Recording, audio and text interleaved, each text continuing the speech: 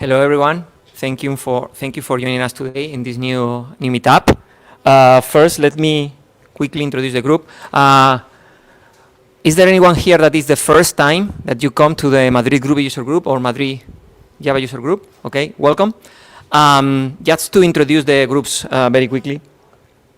So we are two different groups. I'm Ivan from the Groovy user group, and then we have David and Ignacio from the Java user group. We've been doing joint meetups for a couple of years now.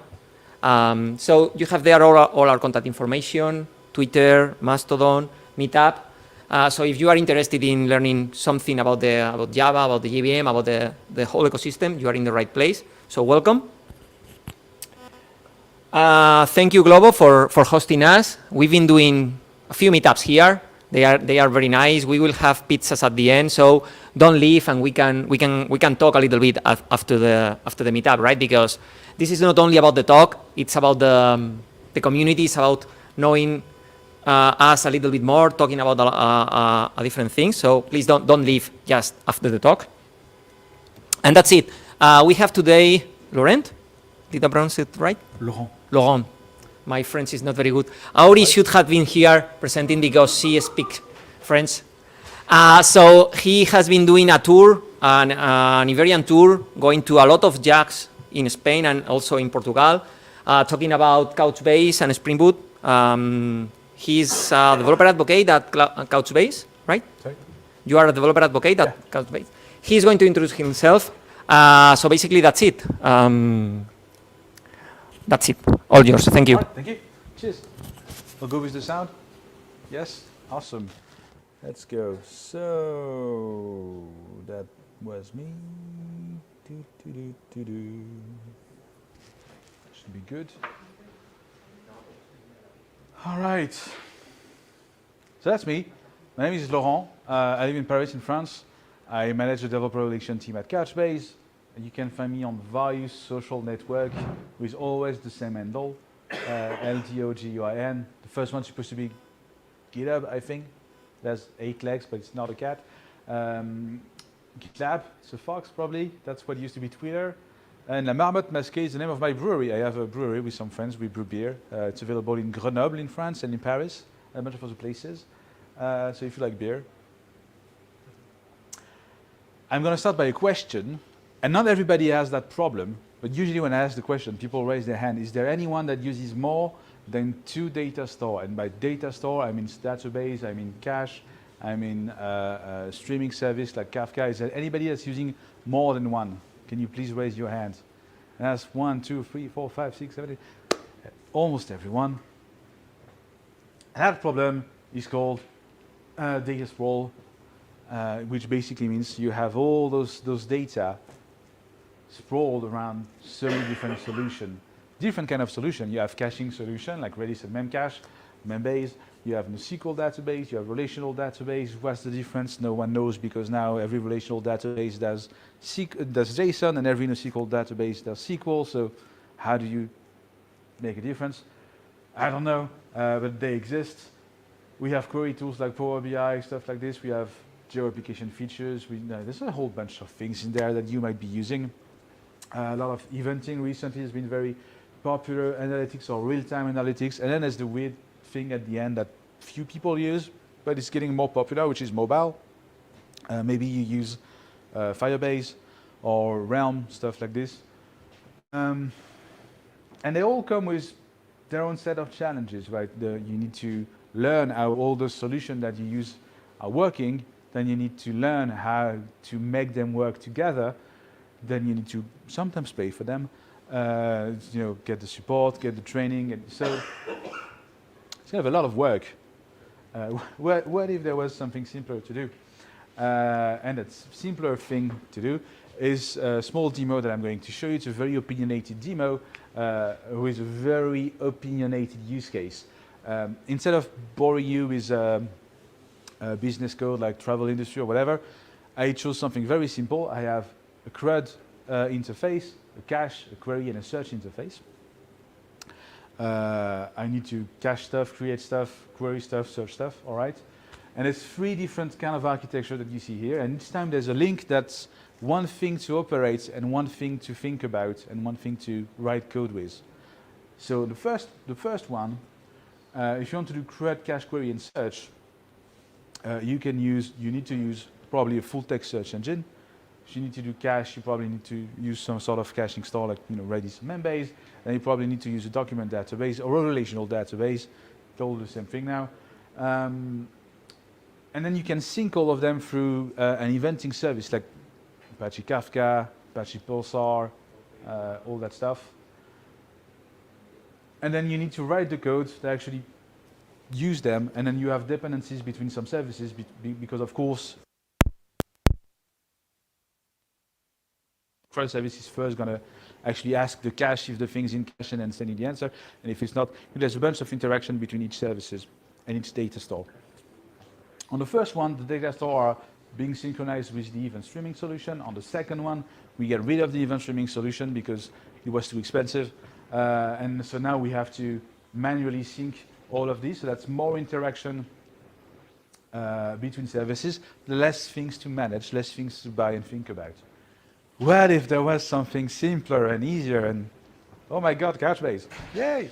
So there we go. This is going to be the first demo. And that's going to be me showing you how Couchbase is both a document database, NoSQL database, caching system, search engine, and a bunch of other things. I hope the code is big enough. Let's see, voila. So what do you do when you have a cache? Most of the time you write something in a cache, you read something from the cache, evict, you remove something from the cache, and sometimes you update the time to live of what's in the cache. Pretty simple stuff. CRUD, it's pretty much the same thing. Create, read, update, delete. Upsert is a little less known. It's update if it exists or insert a document. Then you have an interface to query things.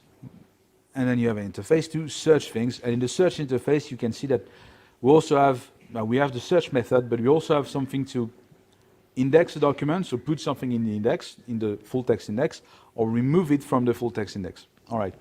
So a naive implementation, and everything here is very naive because I just want to make a point. In reality, it would probably be more complex. But let's pretend you have a Mongo or Postgres or whatever based CRUD interface that needs to do all that stuff. And that doesn't have the event streaming to synchronize everything. So first of all, you see that there is a dependency from the CRUD service to the cache and search service. And then when you read something, well, let's first read it from the cache. Hopefully it's in the cache, so it's in memory. If it's not, well, you get it from the database, you write it in the cache. If it is, you update the time to live, which is the time it's going to stay in the cache. Very simple stuff. If you create, update, or delete something, or observe something, you need to reflect it in all the other things. That means that you need to put it into the database, put it in the cache, and search it, and index it. So all of this, you have to think, man, that's a very simple use case. Usually it's more complicated than that, but you have to think about these things. You have to do them. You have to maintain them, and we all know that writing code is not the most expensive thing there is. The most expensive thing usually is you have to maintain all the code you wrote. That's not great. And if I go to Elastic, I can see a search. I can see a search function that you see here. It's a basic search function, and index and delete, which remove all that stuff from the index. So all of this you have to think about and you have to do. Usually it's more complicated. The way you would do this with Couchbase, let's talk about search first. You can see that index and delete are not implemented because you don't need to. There is no cache because the cache is automatically integrated into the data service. More on that later. And so if I go to my CRUD interface, There is no dependency to the search service anymore. There's no dependency to the cache service anymore because all of that works automatically. Which is what you see here. It's just there's a collection. I create, read, update, delete, search things from the collection. Something fun to talk about as well in the search. You can do what I would call an elastic-like search, which is like you run a search, you use the API, you use a search query. Or because everything is fully integrated, and because Couchbase is also a NoSQL database that's a SQL, you can write a SQL query. So I'm selecting a bunch of fields. I'm adding something which in that SQL query that says use the full text index, and then just add my full text query part. And if you think about it, that's quite nice because usually what people do when they have several data stores is that they would do a query to Elastic. Elastic would give you a list of IDs, probably. Maybe they would give you everything because you have covering index. That's great, maybe not. Assuming it gives you everything, and I mean everything, that's amazing. Usually you don't have the security and permission of the documents that are indexed in Elastic. That security and permission table is on the document side of things or the relational side of things. So once you have those IDs, you get them, and then you do another query to the document database or the relational database, and you basically do a manual join because all those IDs that you get, all this information, you need to make sure that the current user actually has the right to read them. So you add another filter basically, and usually people do that manually. Here is just another where clause, which is very cool. Now, why does it work? Let's talk about, Couchbase architecture and all the stuff that Couchbase do. If you remember the first schema I showed you, there was a bunch of databases, pretty much the same schema, but using features instead of products. So Couchbase has an integrating caching system, so everything's in RAM by default. It's a key value store. You can store JSON documents as value. If those values JSON, then you can do SQL query, you can do full text search, you have operational analytics. Eventing is like user-defined function or triggers for classic databases. If something happens, then do whatever. Then we have mobile and edge. Now, usually when you say, I'm doing everything, people tell you, well, you cannot be doing everything, you're just a database. Well, and that's true, that's a valid concern. There's one thing that's very important, and we must not forget. The way you store something defines how efficiently it will be retrieved.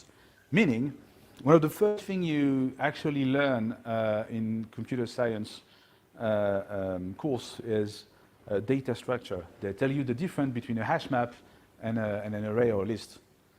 And you store things differently because you want to do different things with them. It's exactly the same for databases.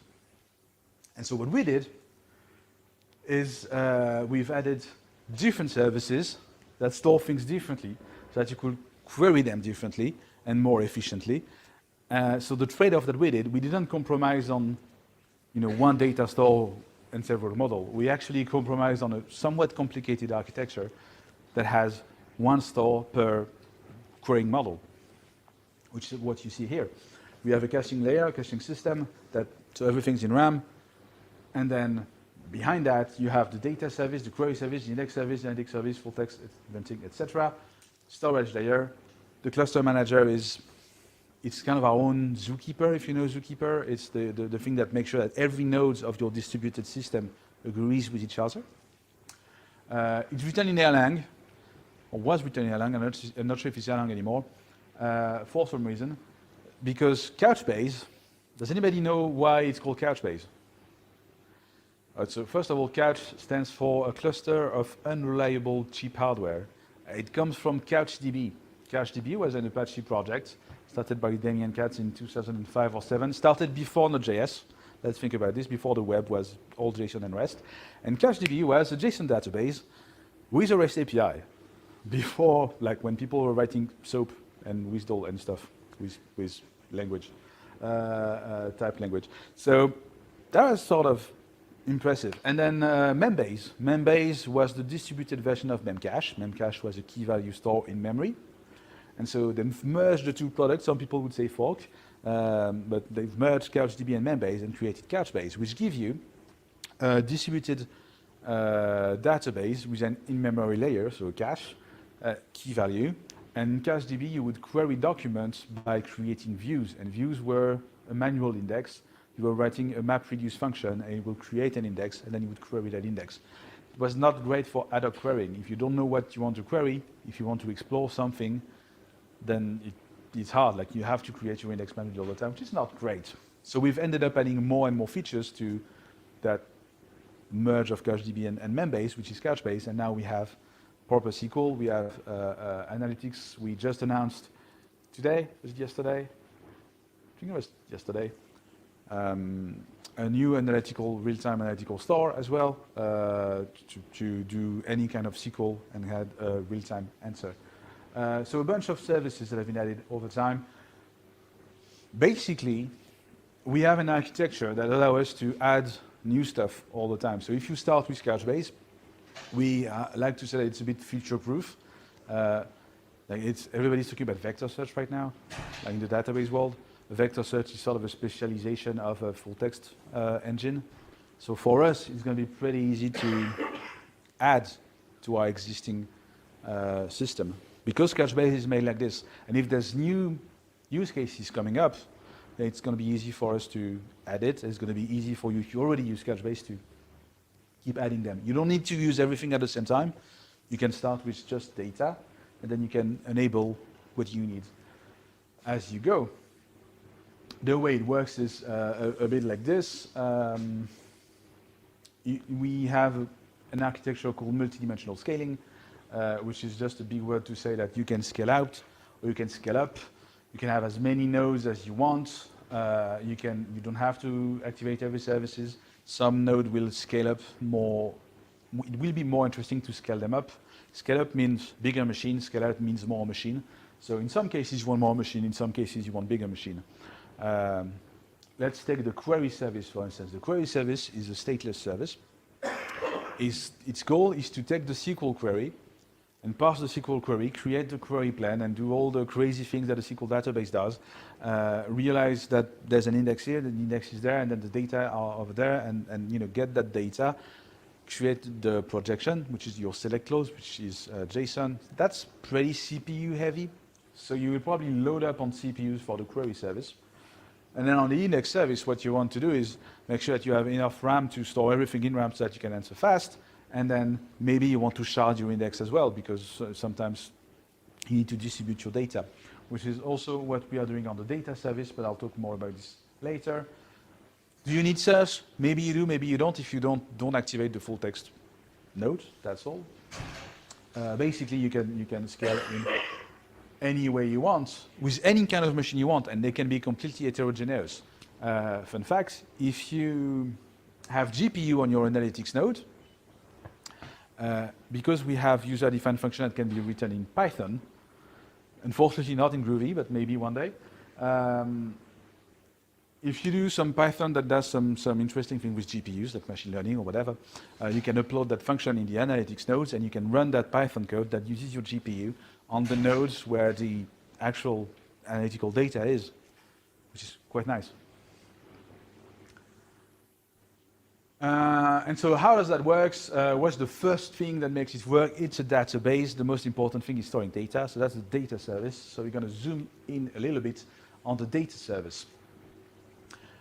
I say it's a key value store. The value could be anything. It could be a string, could be binary, could be whatever you want. But most of the time, what people do, in order to use all these sorts of cool services, is store a JSON string. If you think about it, a JSON is it's a string that holds its own table, its own SQL table. If you think about it, it has fields. A field has a name, a field has a type. Some types are more complicated than others, but basically it looks like a table in columns. It's just that every JSON has its own table, really. So that's what we have. We have lots of documents that each have sometimes the same, sometimes a different table, and this table can change all the time. That's what JSON allows you to do. And so the way we've decided to store things, can be loosely mapped to a relational database, in the sense that in a relational database, you have a server, we have a cluster, and then a database would be a bucket, a schema would be a scope, so that's where you would, for instance, you would separate multi-tenancy. If you want a multi-tenant application, a scope is a good granularity for that. And then you have collection, which is like a table, which is also very close to what Mongo uses as collections. And then your document would be the line of your table, and then the field would be the actual value. It's important to have a sub-document access to a document. There's a lot of databases that only work with a document in its entirety. When you do a SQL projection, you only select the field that you want. You don't want to, get the whole document each time. And if you work with big documents, then it can clog up your network pretty fast. If you retrieve every single document of your query, the whole content, it's a bit heavy on your network. So subdoc allow you, for instance, to not do that, which is good. And so the way it works, because it's distributed, you need to find a way to distribute the data. And it's called sharding. And we provide automatic sharding. There's a lot of database that makes you come up with your own sharding key. We don't. We have our own way of doing things. So we solve things into bucket, scopes, and collection. And each bucket is separated into 1,024 virtual buckets. So think of it as shards, really. And the moment you write a document to the database, it's a key-value pair. So based on the key, I really hate animation because I never know when it stops. Voila. Based on the key, you can create a hash, and the hash that starts with something and finishes by something else is attributed to virtual bucket 1, virtual bucket 2, etc., etc. So it means a couple of things, but basically, to write something, we get the key, we apply a CRC32 hash, modulus the number of virtual buckets that we have, is going to give us a virtual bucket, and then the client knows where each virtual bucket is on which machine, so it knows where to read it, or write it, or update it, etc., etc. This comes with a couple of constraints. If you want this to work, the hashing algorithm and the distribution logic, the sharding logic, must be common between the server and the client. So it means that we have a stateful protocol. It means that the way you write something to Couchbase is you need to use the Couchbase SDKs, basically. There's not a REST API that's going to just work. You need to get the key, hash the key, get the virtual bucket, and you need to know where each virtual bucket is. And in order to do that, we have something called a cluster map. So each time you initiate an SDK connection to a cluster, you open a WebSocket to the cluster, and each time the cluster map is changing, the changes are being pushed back to the client. This is, for us, that's a way to know where each virtual bucket is, but also where each service is.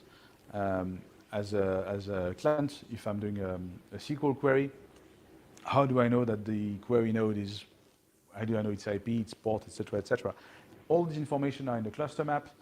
We know where are each buckets, we know where are each services, we know where are each virtual buckets, scope, collection, etc., etc. So it is a stateful protocol. Right. Here's an example of a traditional architecture. You have application servers, you have a cluster map, which is basically a map of this, but even more with a finer granularity. And here you can see a couple of things that are interesting, really one thing that's interesting. There's one bit that says active and one bit that says replicas. And the reason for that is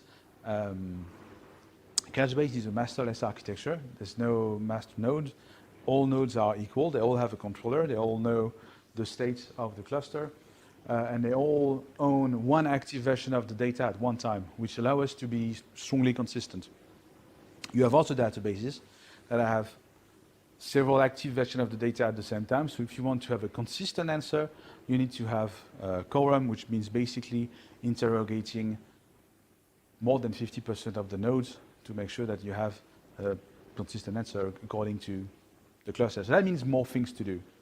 With Couchbase, if you want to get an updated version of an up-to-date version of your data, all you need to do, because there's only one active version of that data, is get it. And usually it's in RAM because we have this integrating caching layer. So usually you get a sub-millisecond answer time because of that. So it can be extremely fast and strongly consistent. Every data is replicated 0, once, twice, thrice, or 4 times. Depending on how many nodes you have. It's probably useless to replicate everything 4 times if you have 3 clusters.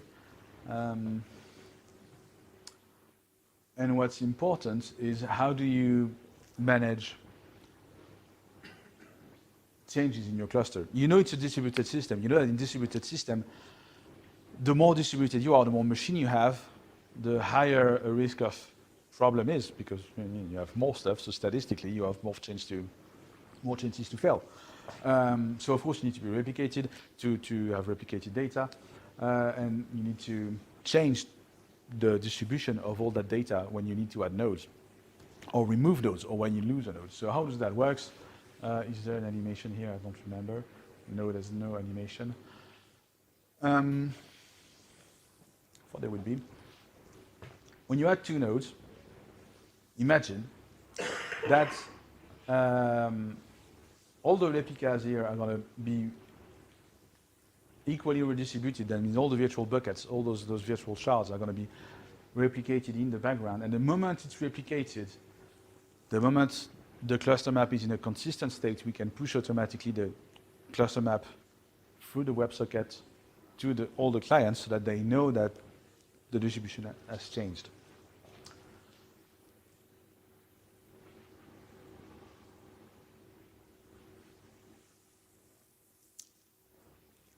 Rebalancing data, we call that redistributing data, is called a rebalance if you have one node and you do it, and you're doing it willfully. There's a couple of things that you can do. So rebalance is, and you can do rolling rebalance, is I'm adding nodes, I'm redistributing data.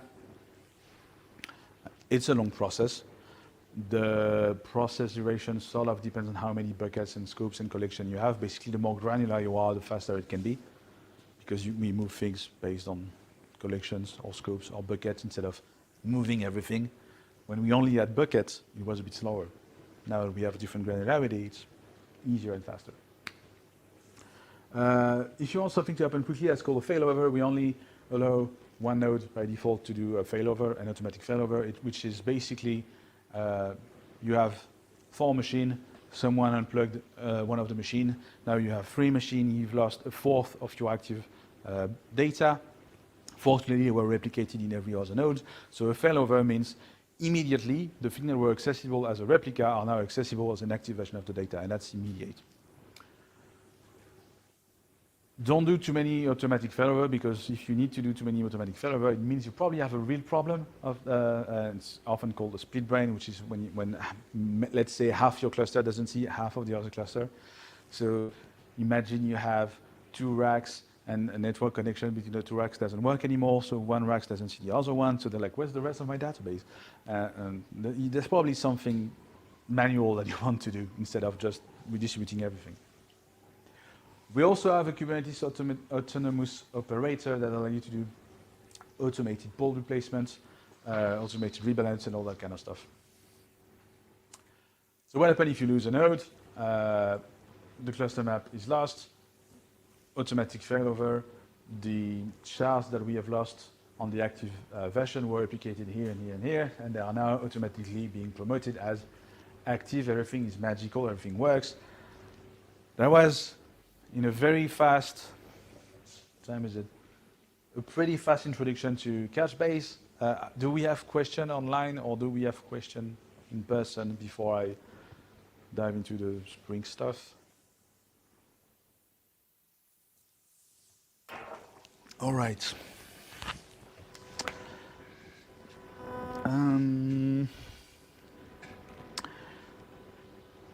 I just launched something in the background called Open Telemetry Desktop Viewer. It's an in-memory database that allows you to record Open Telemetry data. Open Telemetry is a standard that allows you to record metrics, traces, logs I think the logs has been added very recently to that standard. So it's a way to configure your SDKs or your software to automatically send stuff to a database and to visualize this. Most of the projects that exist usually come with a Helm chart or a Docker Compose that starts like 3 cows in Zookeeper and a whole bunch in Graphite and Grafana, and like it's too much for a developer machine. But this thing, OpenTelemetry Desktop Viewer, it's available on GitHub. It's just very simple. It just works. So if you want to use OpenTelemetry while developing, it's great. I'm going to change to a different project. I'm going to show you some code, some Spring code that use Couchbase. Whoops.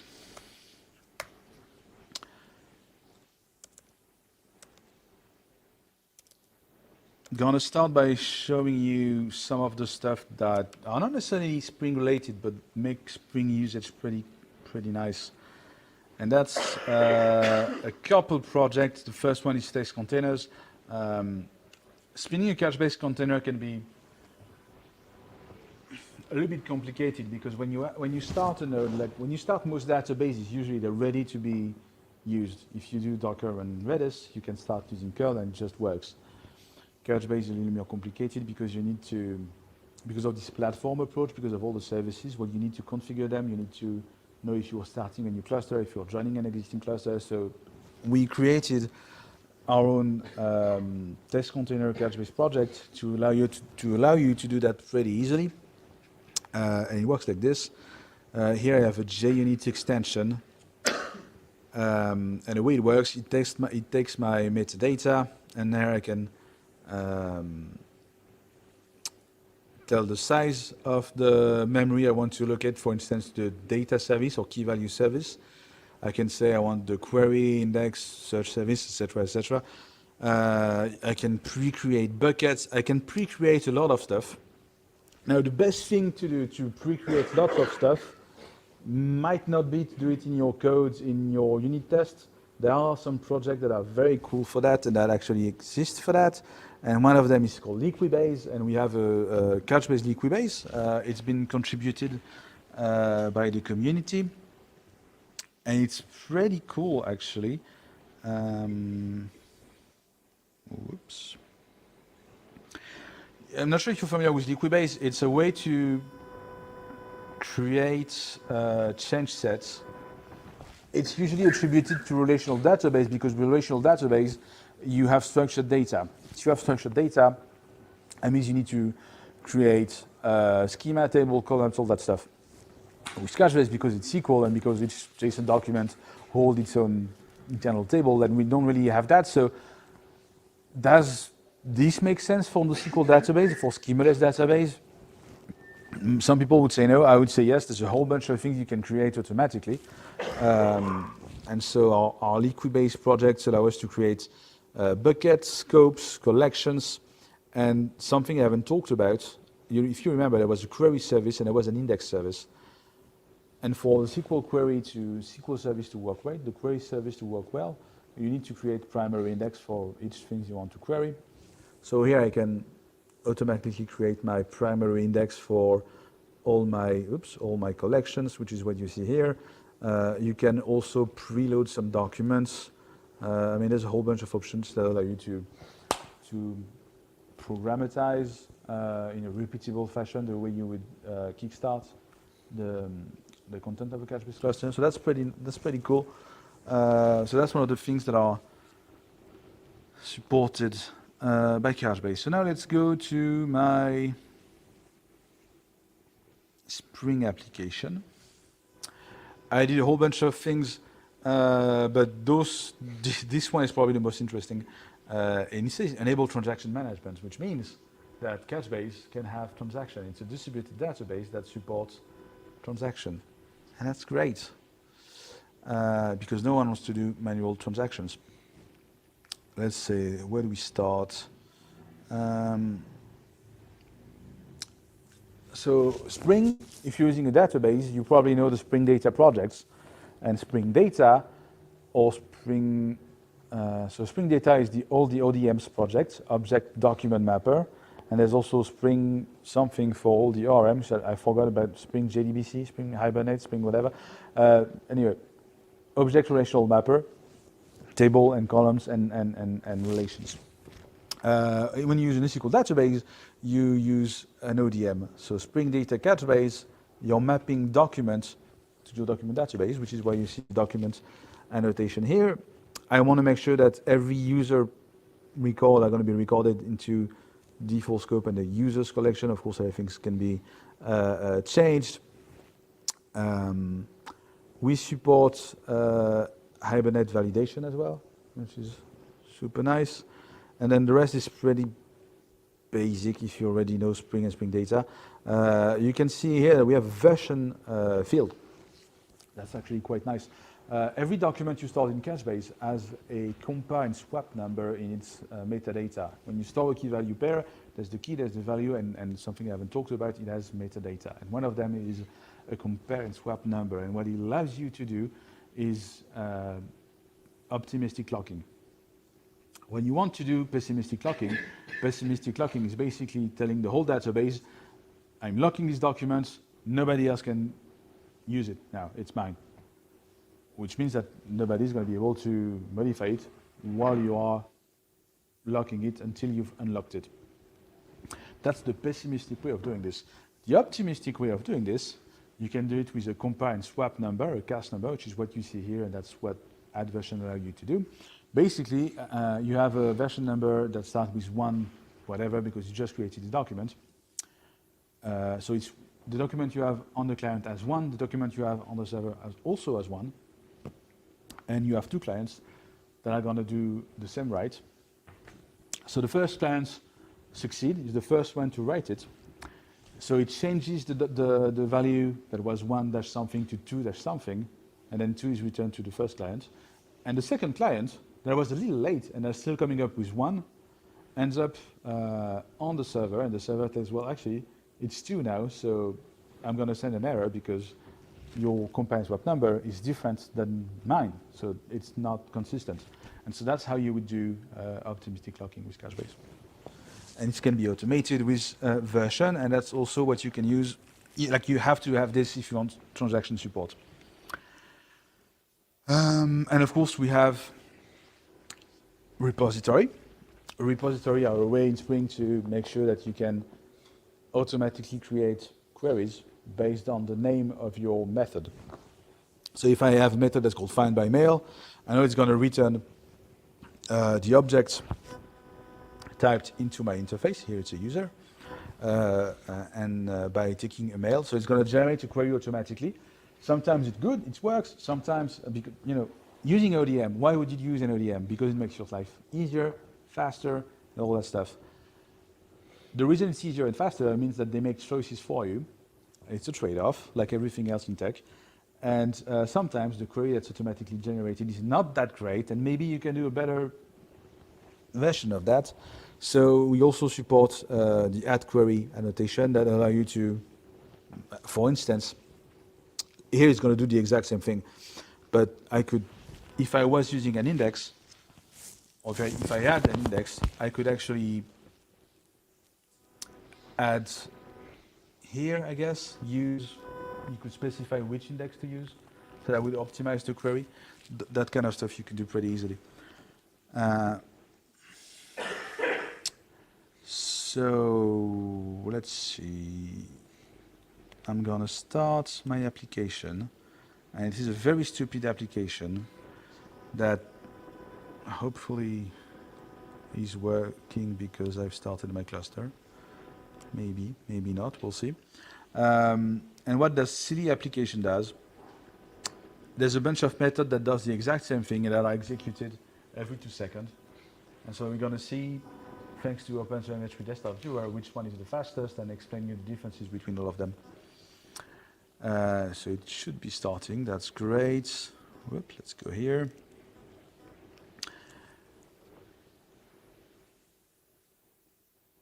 So this is a manual SQL query that's returning every field of the user document, a user JSON document that is stored into the default bucket, default scope, users collection, where melt equals blah, blah, blah. And so you can see that I get query results. I can deserialize it into my user objects. A bunch of work that can be summed up pretty easily by using a user repository that does the exact same thing. Another way to do this, which is interesting, is do not forget that Couchbase, first and foremost, is key value database to which we validate a whole bunch of stuff. And something that's important to remember is that 2 key value operation, or 3 or 4 or 5, are probably always going to be faster than a SQL query. If you do a SQL query, you're doing a REST, you're doing an HTTP post, I guess, to or get to the query service. It's going to parse your query. It's going to analyze it. It's going to realize which index, where to get the data, get that data, get the projection right, and then send you back the data. So we're talking we're talking about a bunch of CPU cycles just to, get that user object. If you did your data modeling right, and if you created what we call manual secondary index, that could be much faster. And that's what you see here. Here you see that a first get is used to retrieve a string. And the key of the document is the email. And the return string is the user ID, the ID of the document that actually hold the users. So what it allows you to do is do 2 key value gets, all of them sub-millisecond, to get that user document instead of using a SQL query. Now the downside is, each time you create a user document, you need to create another document, which key is the email, and ID is the UUID of the user document. If you think about this, as a user, when you log into a website, usually you don't remember your UUID, the ID of the document representing the user that's been created automatically by the system. So you use your email address, right? So you could get it through a SQL query, or because you know that everybody's going to do that, you can just create the user document and another document, which key is the email and value is the ID. And then you do those 2 key value gets. And it's going to be faster, dramatically faster. One way to do this, you can do just an update like this, which is basically, I have my document, I have my key, the key is the email, and the value is just a string that holds the ID of the user document. Let's say you just created the user document and you want to do a query right after that. And the creation of the user was just a key value set.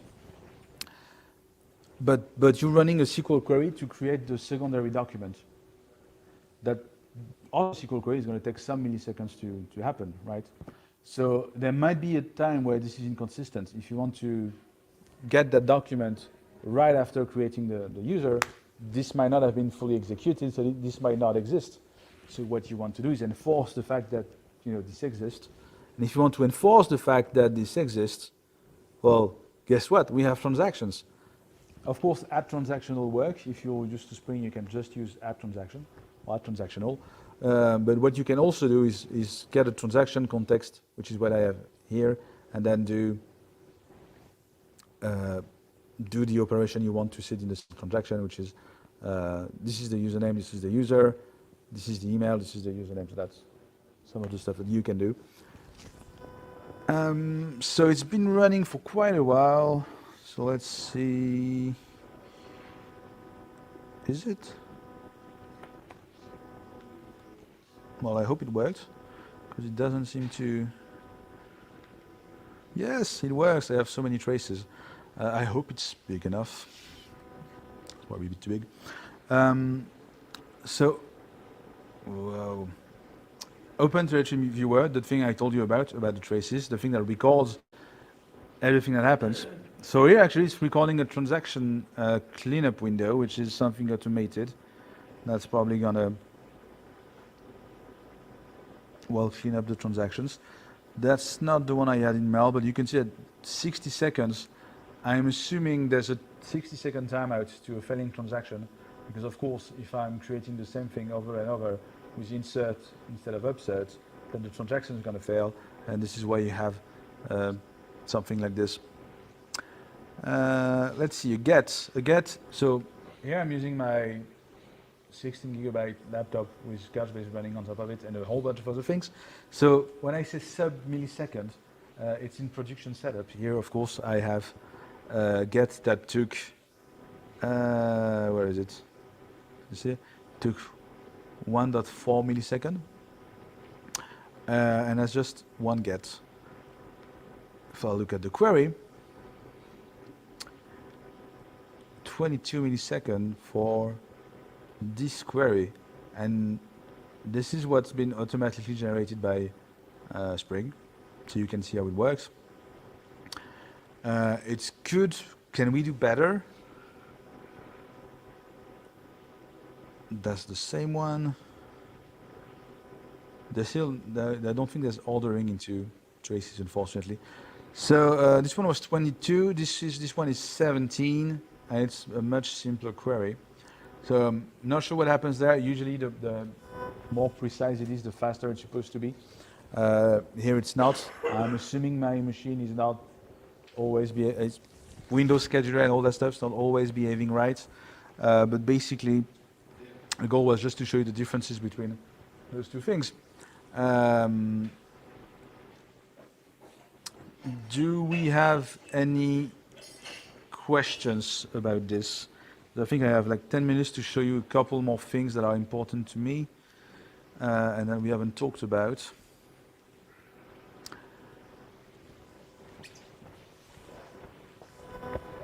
Probably just going to show you that and go back to the code. Oops. So we've talked about all of that. One of the reasons Couchbase is known and used, and one of the reasons why we win deals, is because we are great at sync. Synchronizing stuff is hard. And when I say synchronizing things, I'm talking about active-active replication or active-passive replication between databases or cluster.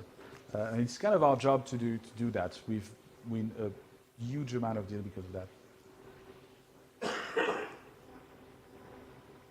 I just realized I've missed a slide.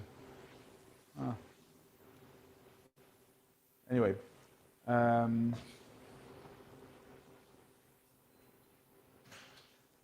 I will get you that slide after I explain everything. Cross data center replication, XDCR. That means that we can sync data from one cluster to the other using this protocol called XDCR. You can have all sorts of setups. We have a customer that used to have a ring architecture when they had two active clusters with only the data service because they wanted to do everything with key value. And every SQL query that were not operational, that was more for analytics, was done on two other clusters. And then they had two other clusters for backup because there's so much data that they prefer to be running several clusters if they had a problem instead of restoring a massive backups. So they have like those 6 clusters in rings, and the 2 up front were just to do data, and the 2 in the middle were just to run analytics loads, like SQL queries, analytics queries, and the 2 in the back were just in case of problems, disaster recovery and all that stuff. And they had a copy of each because, again, you know, disaster recovery, if in French we call that alerte pelleteuse, which means that there's a machine that dig the hole in the road and that cuts all the fiber cable from the data center, and so the whole data center is not accessible anymore because some construction worker did a hole where it was not supposed to be, and then you've lost the whole data center. This thing happens, so you need to be prepared. There's a variety of reasons why you want to do that. More recently, one of the use case we've had is regulation. There's a lot of laws in different countries that allow you to store data on the ground of this country instead of the other. So if it's health data, French health data has to be stored in France. So let's say you had everything somewhere in Germany, and then that law showed up, and all that French data now has to move to a cluster in France. So what you can do is you start a new Couchbase cluster in the French zone, Then you set up an XDCR application and you filter it with whatever you want. There's probably a field called country. So you can do if field equals country, then stuff like this. You can do regex, you can do a whole bunch of things to filter that. That's server to server or cluster to cluster synchronization, which is great. You can also do mobile replication. I haven't talked too much about mobile, but we have a local database called Couchbase Lite. It runs on your phone. It's a wrapper on top of SQLite, which is a pretty cool SQL database. But this wrapper allows you to do JSON, it allows you to do SQL on JSON, it allows you to do full text on JSON, and it allows you to sync some of the data to a Couchbase cluster through something called a sync gateway, which is basically a REST API gateway that holds the sync logic, because of course you want to sync everything from your distributed NoSQL database to your phone. That would not make sense. So you have to have some sort of logic. And you also need to have some sort of logic, because if you have something on the phone, phones tends to go offline and online back again. And if you are doing replications, then you might have a conflict. So you also need to have some logic to manage conflicts, which we provide in Couchbase Lite. Basically, the way you resolve the conflict is a business decision. There's rarely any automatic decision you can take to resolve the conflicts. I mean, by default, it's last right wins probably, but then that wouldn't make any sense. So what we allow you to do when there's a conflict, there's a listener that gives you the two documented conflicts or the tree of documented conflicts, and it allows you to, write the business code that's going to do the conflict resolution for you. Sometimes it can be just showing a screen to the user and allowing the user to decide. Sometimes it can be, this user are more rights or permission than the other one, so he's the user that's winning, stuff like this. That's a pretty basic setup. Your devices are connected to a server that's connected to a database. You can do a variety of setups like this. So that was the same one. You can do a bit different. You can have central cluster connected to, synchronized to edge cluster, synchronized to all the devices. You can even add layers and layers in the middle. And that's my favorite one, and that's what usually gets people excited. You can do peer-to-peer replication as well, which is nice.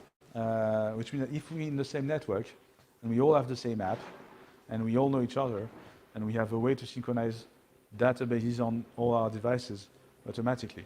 I mean, you don't even have to be in the same network, it just makes things easier. But basically, if you have a public IP here and there's a public IP in someone else's phone and you already know that, then you can set up a replication between the two phones. So that's quite fun. You can do some interesting things with this. That's about it. I need to find that slide that I really wanted to show you.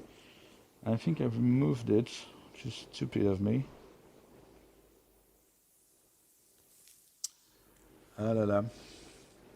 I'll gladly take some question in the meantime. If you have some.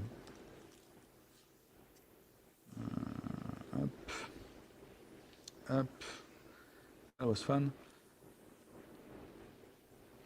Don't have any questions? Sure you have some questions. Do you have some question online? Yeah. Or I'll take some online questions.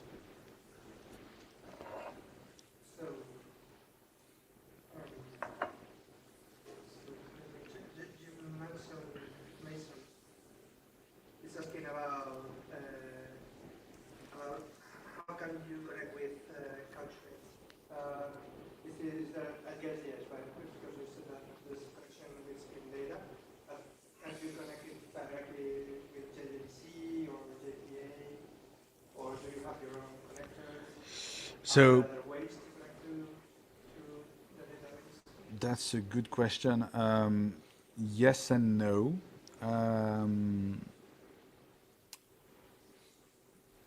I mean, as usual, it's tech. It depends.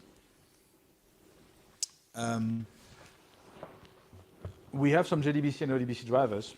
The way they work is they map to the analytics service, which is more suited to a table and columns like structure, because basically what we're doing is rewriting the schema-less data into a structured data storage to make it easier to do all the SQL queries. So you could use a JDBC driver for that. Is that a good idea to do an operational application? It's probably going to be slower than if you use an SDK with the data service and the query service and our stateful protocol. So we advise everybody to use all our SDKs, Java, Scala, Kotlin, again, not Groovy. C, C++, Go, PHP, Node, Ruby, Python, Go. I think that's it. Not Perl either, which is sad. If you don't want to use the SDKs, a couple of things you can do. We are working on a protobuf gateway for all the cloud native deployments. It's not public yet, but I know it's in the work. So it's the gRPC API basically that would allow you to do it. So the gateway is going to be the stateful component, and then you would use that as an API. We have a data API coming up for Couchbase Capella, which is our managed offering in the cloud. So cloud.couchbase.com, 30 days trial, no credit card required. So that's going to happen as well. And of course, yeah, we have the JDBC and ODBC driver on top of the analytics service. Is it going to be compatible with the API? Probably not. There's probably going to be some edge cases where you will have some problems. I don't expect 100% compatibility. There's always some weird cases that could happen. So I wouldn't use Spring JDBC with the JDBC driver. That would probably be a bad idea. I mean, you can test it. It's not supported. Probably not. There's another question. Yes. Is it possible to extend somehow the database with your own custom, let's say something like store procedures or Yes. React event streaming? Yes, that's my. That in the database. That's completely my missing slides, and I need to pull it up. Because the reason everything works automatically is because of a thing called DCP. It's called the Database Change Protocol. And that's what allows us to sync all the services to each other, but also allow us to, through the eventing service, execute functions if something happens. Yeah. I need you to share your thing. Yeah, and as soon as I found that thing that I've deleted like an imbecile. It's not here.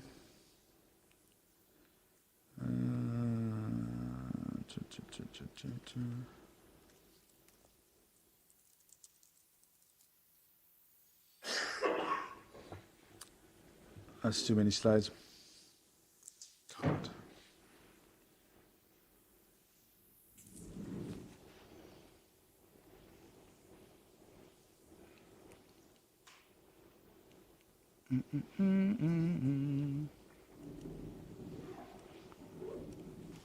Ok, c'est pas celui-là.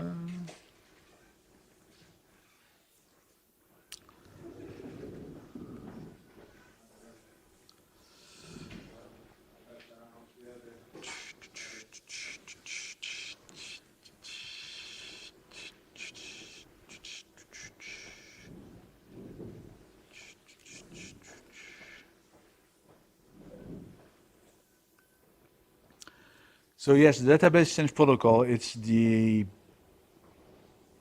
basically our own event streaming solution, internal event streaming solution that moves things around between services. It's pluggable as well. That's plugged into the eventing service. The eventing service is if something happens, document created or updated or document deleted, then I can do something. That something is an uploaded JavaScript function or an uploaded Python function. And you can have, I'm not going to say you can have any code you want because of course there's some security limitation because we don't want you to be able to do whatever you want. It's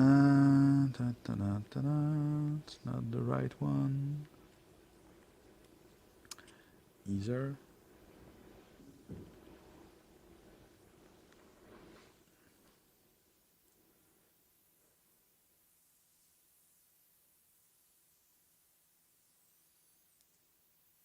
And so, yes, because you listen to that service, this is all to that change feed. We have some customers that have been created their own Elastic or Kafka or wherever to whatever syncing solution. And so if you think about it, if you can sync to any external service, you can create your own Couchbase service as well based on DCP, and that's the really it's our own eventing service. We've had some people using it to do change data capture, which means that this feed is actually ordered. So if you want to change data capture, it's basically recording everything that happened, every modification, every mutation that happened in the cluster, in order to replay them easily. And that's something you can do as well with DCP. That's pretty recent. That's embarrassing. Same one. Too many slides.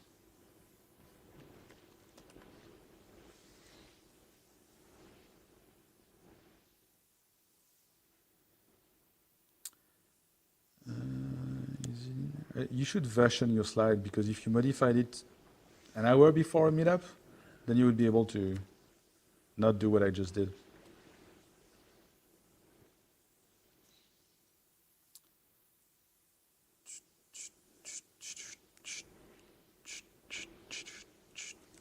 Yes. Oops. I need to share it as well with the rest of the viewer. Hopla.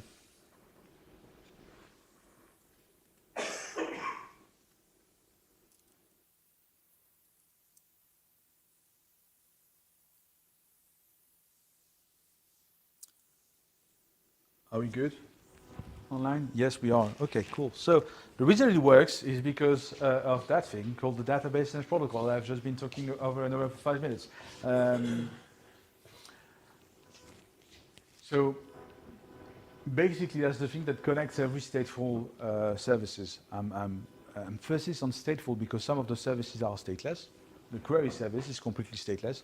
So if you have lots of query to parse, then you can have as many query nodes as you want and distribute the load easily. So it's stateless. Who cares? It's just going to be more entry in the cluster map being sent to the SDK, so it's fine. And then you have the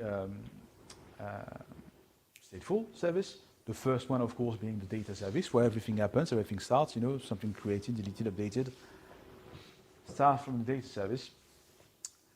To then go through the analytics service, and then you can see that thanks to that analytics service, we get connection to sources that like structured data a bit more. So if you like structured data, like Spark, like ETLs, like Talent, like an ODBC or GDBC driver, stuff like this, Tableau, of course. Connectors to external sources as well, if you don't want to use DCP manually. Or maybe you're already using Kafka to do that kind of stuff, then you can send all the changes to an existing Kafka or Apache Pulsar, or whatever. The eventing service is the service that we use for trigger. We call them use elephant function. So JavaScript, Python, that's the only two supported. Of course, it updates the index service and the Fulltext service automatically. And then there's this thing called XDCR, cross data center replication, which is the thing I told you about earlier, which is what allows us to do active-active or active-passive replication between clusters, which is great for a variety of reasons. But if your core business is based on latency, there's one latency you cannot beat. That's the size of the optic fiber between the client and the data center. And I know that because I used to work for a cloud provider, and our data center were located in Paris, and one of our favorite customers was in South Africa. And I can tell you that he was having a very bad time because all the latency was from the network trip between South Africa to a Paris cluster. Unfortunately, he couldn't use another zone in South Africa, but with Couchbase, you could very well have an XDCR replication between the cluster in Europe and the cluster in South Africa, and it would dramatically reduce the latency.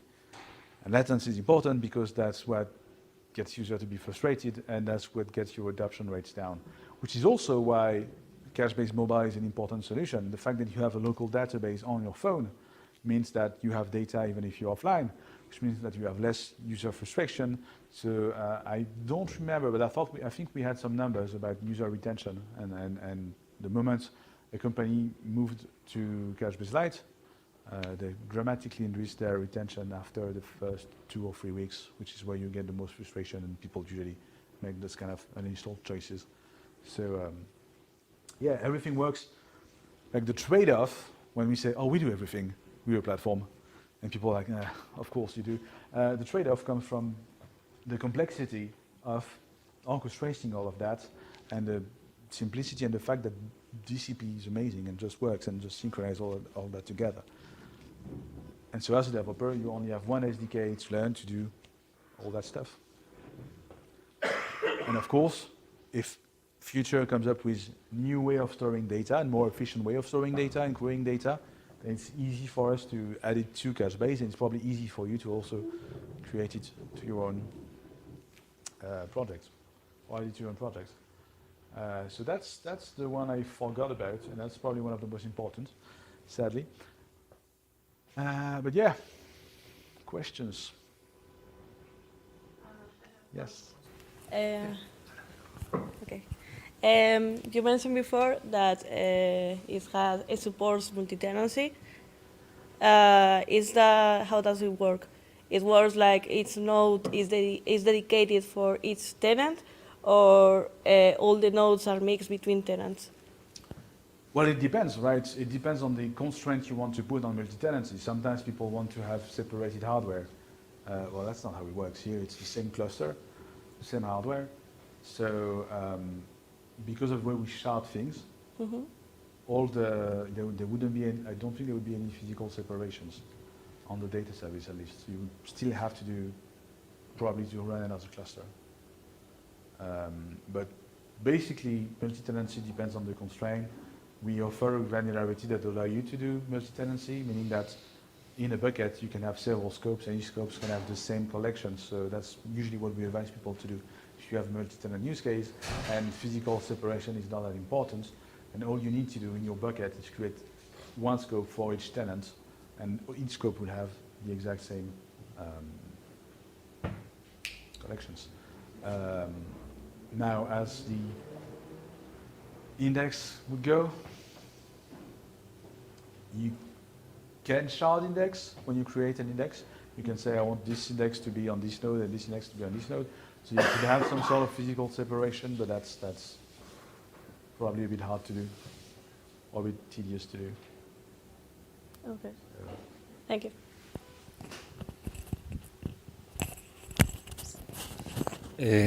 I have I don't know, it's simple, but I think it's simple question. I'm from all days where MySQL and so on, when I can run a MySQL in only one instance and for all the company.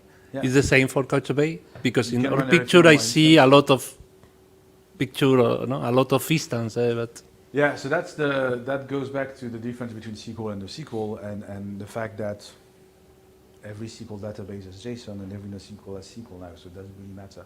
And I think one of the last big difference is that NoSQL has a distributed architecture that's much more recent than SQL databases, which is why you see so many schemas about how great and cloud ready and distributed Couchbase is, because the architecture is interesting. It's a masterless architecture. It's a I don't want to say scale linearly because nothing scales linearly, but like close to like the linear scale. Whereas relational data store, usually you have one leader node that takes all the write, and then you get all the ways to all the follower nodes, and it's a bit of a different architecture. So I guess that's the main difference. Now, can you use Couchbase to one node setups? Yes, probably. I haven't talked about this too much, but there's a community edition and enterprise edition. The community edition is open source. Anybody can install it. It comes with some limitation, like the fact that multi-dimensional scaling is not available. So you have all services activated by default on each community node. And I think the cluster size is like 3 or 5 max. But yeah, and enterprise, if you want to run one node, yes, you can. That's actually one of the problem I have with sales and products sometimes, is that not everybody needs high availability. But everybody needs a database. So it should be perfectly fine to start on Couchbase Cupola, our cloud offering, with only one node. It's not possible, but we're working on this. We want to have a one node option available. But it would probably change our default SLA, because of course if you use a cloud service, you have a default SLA, and an SLA is easier to maintain when you have a distributed system with replicas if something goes wrong than if you have just one node. So different kind of SLA, different kind of problem, different kind of solutions. We're working on this. We want this to be available. We want the perpetual feature to be available. Right now it's pretty expensive to start with Couchbase, manage on the cloud with Cupola because it's 3 nodes minimum. But as a self-hosted solution, if you want to run Couchbase Enterprise in one node, you can. Yeah. And you don't have to activate every services as well. It's usually people are like, I don't need all of that. But the point is, you need something to store data, and usually you need some caching layer in the middle to go fast. That's the most common things we see is some sort of relational document database with a cache, and then a whole bunch of things that gravitates around that.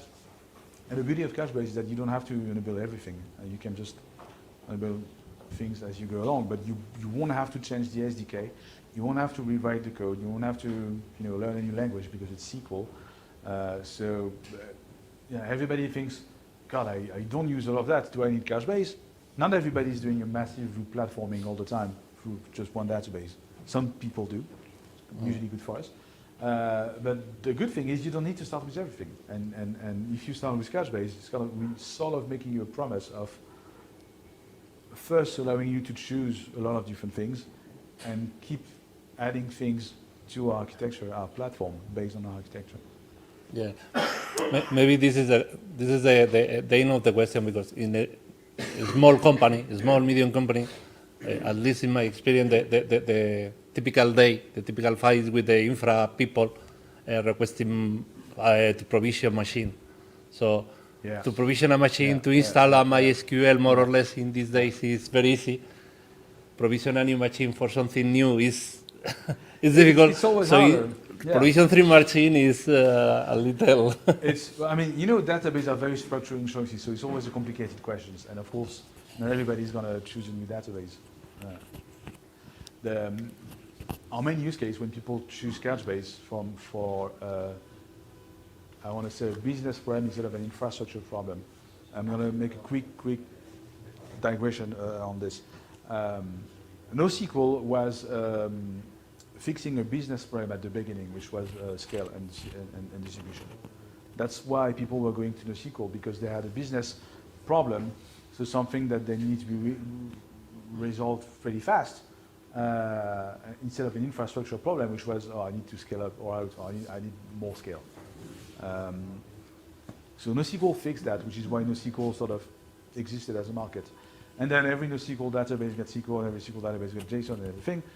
So it wasn't really a business problem anymore. NoSQL got back to being an infrastructure problem, just like any other database. So we are in that situation where I don't really want to manage another database until you come up with a business problem to be solved. And the business problem that Couchbase solved in those cases, mobile is one of the big drivers that we have, because there's very few solutions that are, I want to say, full stack solution, in the sense that you want to have and mobile and web integrated to each other, and that's what Couchbase allows you to do, like with this platform approach, and the fact that we have a local database that syncs automatically. That's a business problem, not an infrastructure problem. So that's one of the business problems that we solve pretty easily.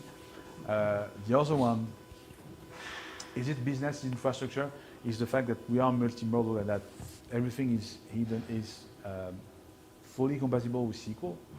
It's that Elastic query example I gave you. The fact that you have to query Elastic and then you have to query your database, it's sort of that simplification can be seen maybe as a business problem more than infrastructure problem, because people are tired of having all those different solutions. But again, it's like, who needs to do replatforming all the time? And it's a difficult question. Quick question. Just curious. The Spring Data Couchbase module, do you guys maintain it, or this is maintained by the Springboot team? No, it's maintained by us.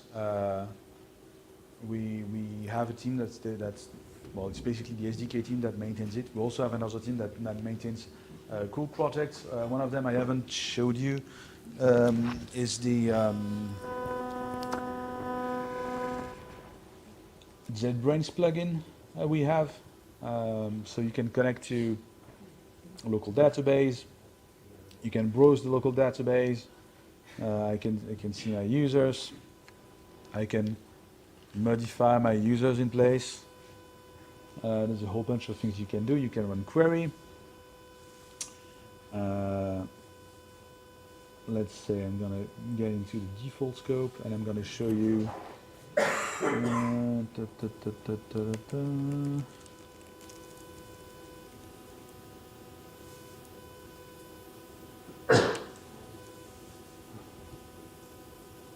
This query is actually pretty interesting.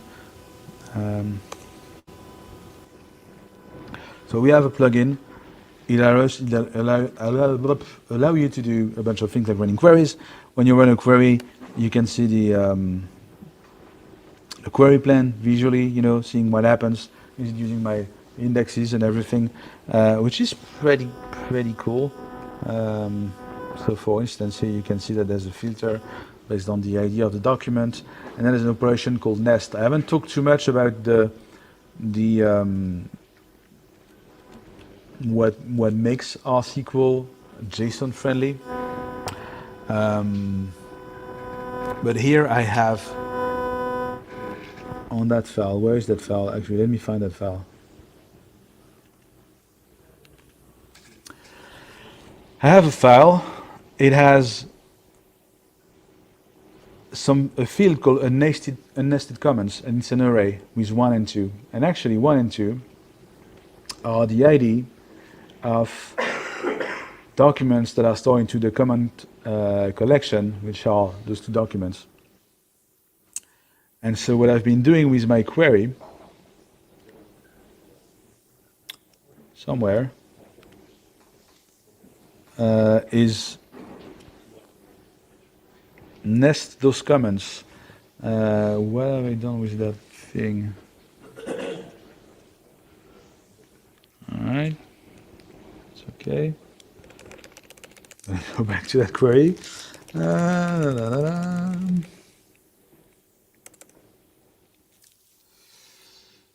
All right, so a nested comment was the array with 1 and 2, okay?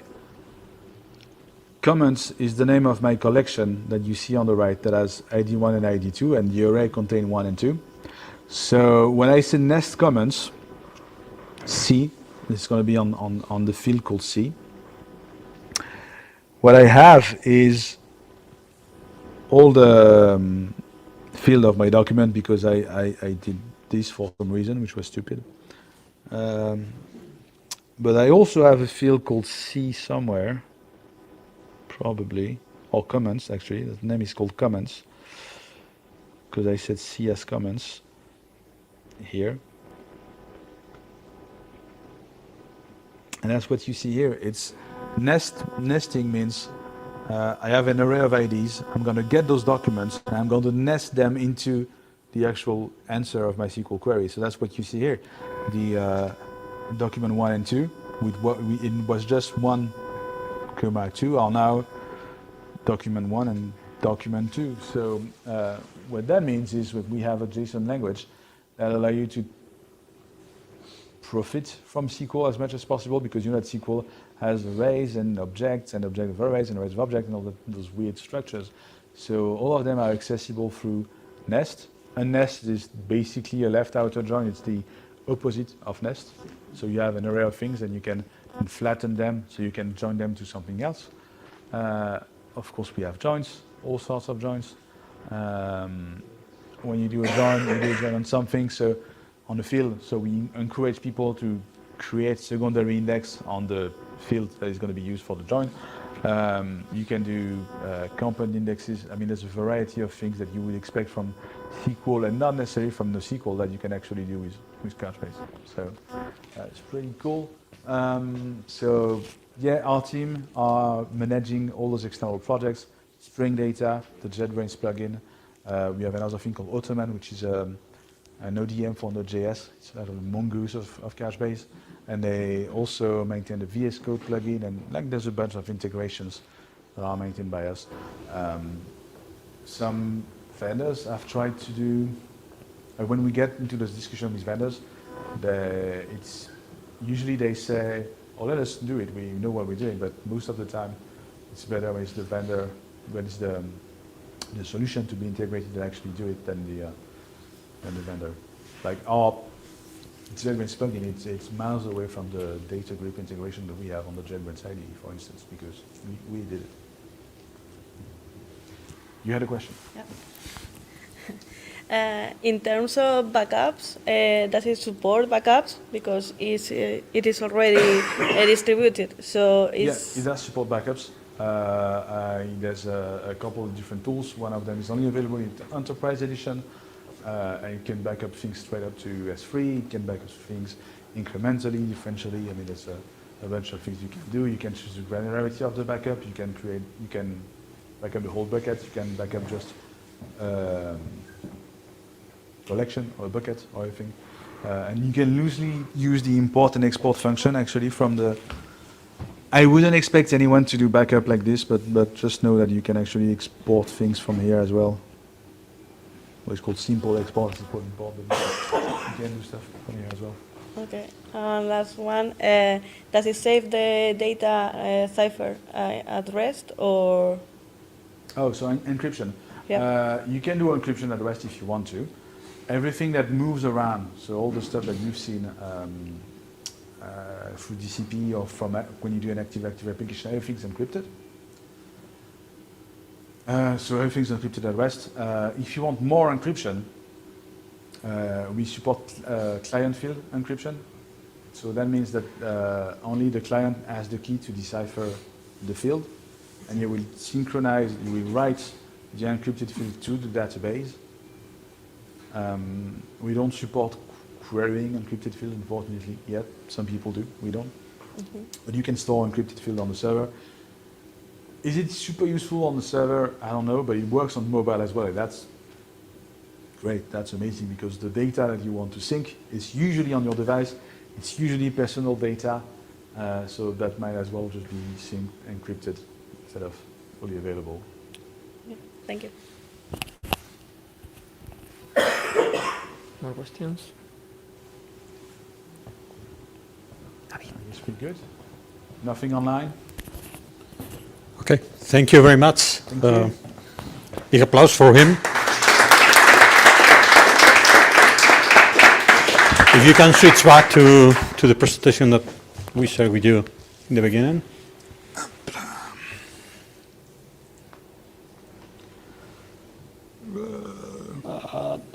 The frames. Don't close that. Yes. I think It's on the calendar probably. On the calendar appointment you used to have, or I will have it here, I think, I guess. yeah, that's the one. Yeah.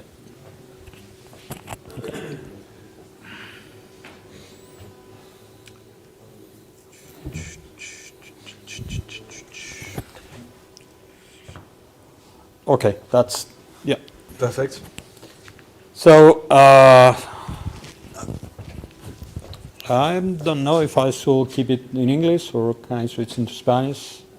I don't, we are going to do the final announcements that we usually do. So okay, as you know, we always try to say what's coming up, what are the next sessions that we are holding, and basically what's coming up is December, which is a very tough month. First, because of course we have the Christmas break, and we are not planning to do anything except spending our time with family and probably hacking something, but that's up to you. So we are not going to do any meetups there. We also have this week, which is not the best week to do anything because we have 2 holidays there. And then probably most of you are going to have a lot of parties at your company. So that only gives us a week to do something, but we are not going to do that anything on that week this month. Because actually there's another thing we are going to introduce that later. We are, by the way, planning, in case anyone is watching, we are planning to do something at the university because we are trying to reach out to more students and bring more students, put more students in contact with the Java user group and the Groovy user group. And we are planning to do something with also Scala Madrid and some other communities. So because what we are trying to do is trying to put them in contact with the real world. So if you know any students, just let us know, because we are in touch with a couple of universities, and we are going probably to do something with them. So that means that we are not going to have any meetup in December, but still there is something that you may be interested in, which is basically on that week, the people from CodeMotion are organizing a Technitalk with afternoon tour. And actually Jorge Hidalgo is coming from Malaga. He's the leader of the Java user group in Malaga also. And the topic is really interesting. So we are going to be there.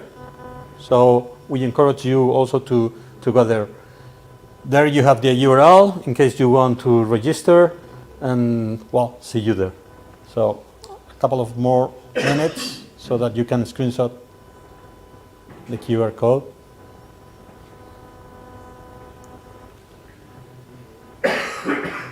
You done? Okay, more things. Oh, animations, right? Yeah. This is what happens when you create them. So something is coming on that red box. But for now, I don't know how many of you know about the advent of code. A few people. How many of you are planning to do the advent of code this year? Less people. I'm also going to do that because as we had a Kotlin introduction this month, I'm planning to do the advent of code in Kotlin. So that's also a nice excuse to try something different. So the thing is, we have created an account and we are planning to... Actually good to read about it. That's a good advice. We are going to create a leaderboard, a private leaderboard. So if you want to just share what you are doing or just try to, I don't know, to be in contact with other people trying to do the advent of code, depending on if you are doing that in Kotlin or trying to use functional programming or trying to, I don't know. You can share that, and you can also join that private leaderboard, so to share and compare what you are doing. So this is, well, this is not advent of code. This is, well, this is, sorry. The title should be the Slack channel. So something went wrong. So basically, we also have a Slack channel. This is something that we already had from 2015 or something like that. It was long before the pandemic. And actually, the Slack channel is called Comunidad Hispana de JAX. So this is something that we use when we were doing these hack days together with some other Java user groups from South America and all other Spanish-speaking countries. So it's a great thing. It was kind of dormant, but we are trying to restart it because, in fact, there are already a lot of people there. So just use the QR code if you want to join, and then join the Madrid Yacht channel. Of course, introduce yourself, say hi, and probably say what are you working on, what are your favorite languages. And also we have created another channel just to share any progress or any ideas or any theme that you want to share about the advent of code. More social things. Remember that we have also, this is something that we announced every once in a while. We also have a group for all of you that usually ride your bike or do running or something. We have created an Strava group so that you can join. We are planning to, at some point, maybe we are going to do some kind of conference while we ride our bikes or something crazy. We'll see. But for now, if you want to share your rides, that's a group that we have. Also, that's something that we include in every presentation. Remember, we have an open collective both for the Java user group and the Groovy user group.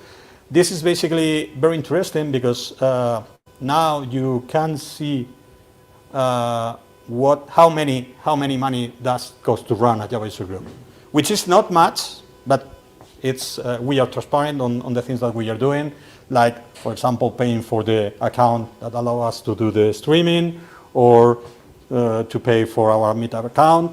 And basically the idea of creating this open collective channel is something that was suggested by our friends from the Madrid Java user group.